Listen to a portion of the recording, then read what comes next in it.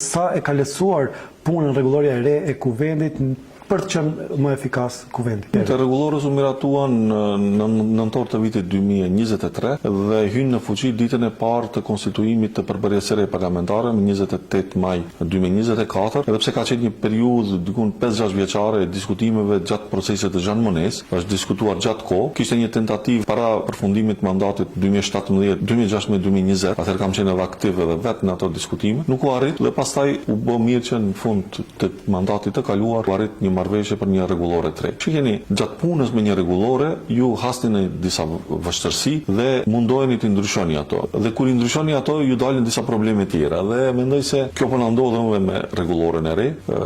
Ka përmirësime dhe avancime në ato pikat ku kemi pasur mangësi, por ndërkohë janë paraqitur edhe lëshime të tjera. Është normale, nuk ka ligje, nuk ka dokumente të përkryera.